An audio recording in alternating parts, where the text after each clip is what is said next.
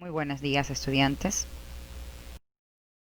El tema de hoy es criterios de clasificación en plantas y nuestro objetivo es analizar el nivel de complejidad de la materia viva y los organismos en función de sus propiedades y niveles de organización y clasificación.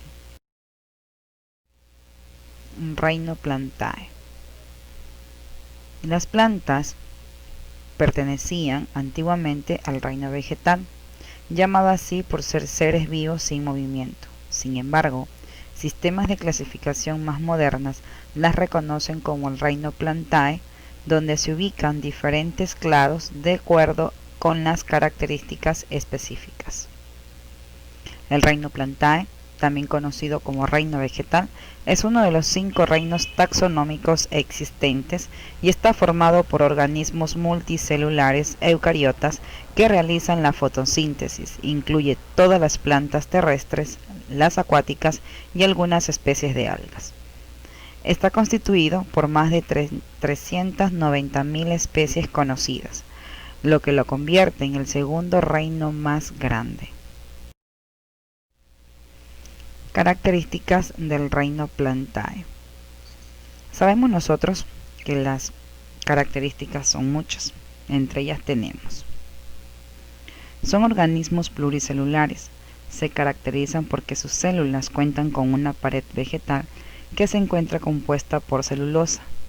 Además, las células vegetales vienen dotadas de cloroplastos y organelos, cuya función principal es la de almacenar clorofila, que es el compuesto indispensable para que las plantas realicen el proceso de fotosíntesis y puedan transformar la energía de los rayos solares en alimento. A esto le conocemos como energía química. Las plantas son inmóviles, básicamente ya son incapaces de moverse por sí mismas, por lo tanto carecen de la característica de locomoción, permanecen fijas toda la vida en el suelo donde nacen. Solo por acción externa pueden moverse de un lugar a otro. Clorofila. Las células presentes en las plantas contienen un pigmento llamado clorofila. Gracias a este pigmento de las plantas son verdes. Una función importantísima de este pigmento es absorber la energía lumínica de los rayos del sol para transformarla en energía química.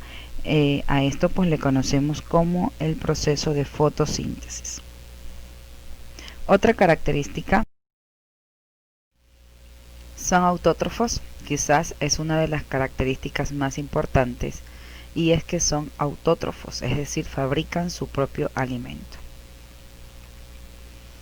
Presentan una capacidad de adaptación. En el planeta Tierra existe un inmenso número de ecosistemas y las especies con mayor capacidad para adaptarse a estos son los organismos del reino Plantae. Otra característica es que presentan mecanismos de defensa, teniendo en cuenta que las plantas son inmóviles y por lo tanto no tienen la capacidad de huir ante amenazas. No con esto queremos decir que no tienen capacidad de defenderse de sus potenciales atacadores. De hecho, les presento una imagen donde podemos darnos cuenta básicamente cómo las plantas adoptan ciertos mecanismos de defensa, ¿sí?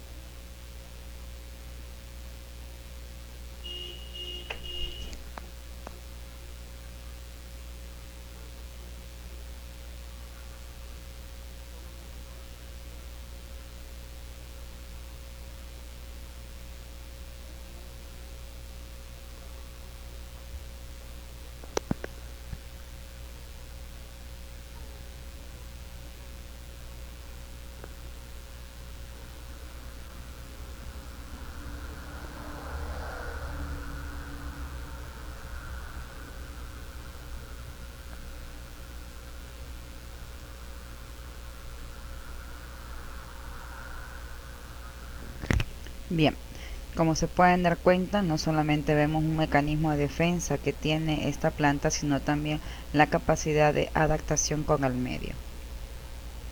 Aquí tenemos también otro ejemplo que presentan como mecanismo de defensa.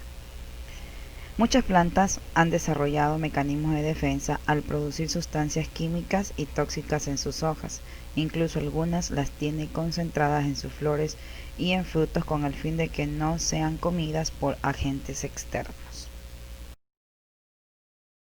Clasificación de las plantas. Bien, vamos a ir nosotros a la página 29 del libro y vamos a analizar los criterios de clasificación de las plantas. Tenemos nosotros dos criterios básicamente, criptógamas y espermatofitas, o también llamadas fanerógamas. Bien, estos criterios de clasificación se han tomado en cuenta según la presencia de esporofito multicelular, es decir, una fase diploide multicelular que se produce esporas haploides, la presencia de vasos conductores, ya que las plantas se dividen en plantas no vasculares como las briófitas, que no poseen estructuras especializadas para la conducción de agua y nutrientes en su interior, y también en vasculares que poseen tejidos conductores. También tenemos una clasificación según la presencia de raíces, que son estructuras que les permiten fijarse a sustratos, es decir, suelos, y absorber sus nutrientes. Bien, también tenemos una clasificación según la producción de semillas. Se utiliza para dividir a las plantas vasculares en dos grupos, ¿no? Las plantas sin semillas, como los helechos, y las plantas que producen semillas, como las espermatofitas. Otra clasificación es la presencia de flores, como las gimnospermas, son plantas sin flor, o como las angiospermas, que son plantas que tienen flores.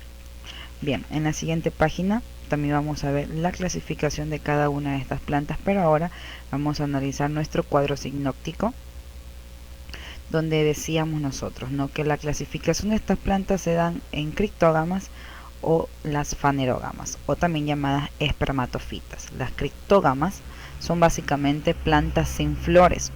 Estas a su vez se clasifican en briófitas como los musgos y peridófitas como los helechos. A su vez, también tenemos las fanerógamas o las espermatofitos. Estos son, por ejemplo, las plantas con flores, pero la diferencia es que las gimnospermas, su fruto, digamos que no es verdadero y está al descubierto, como por ejemplo una piña, de esas que vemos en el árbol de Navidad. Básicamente no es un fruto, pero sus piñones son considerados semillas, o por ejemplo también los pinos u otras coníferas. Y las plantas con angiospermas, que son plantas con semillas y con un fruto verdadero, es decir, que este fruto o la semilla está oculto, rodeado por este fruto, ¿no? Bien, luego nosotros vamos a ir a la página 30 y 31, vamos a hacer una lectura para conocer mucho más acerca de la clasificación de las plantas. Estudiantes, espero que tengan un excelente día.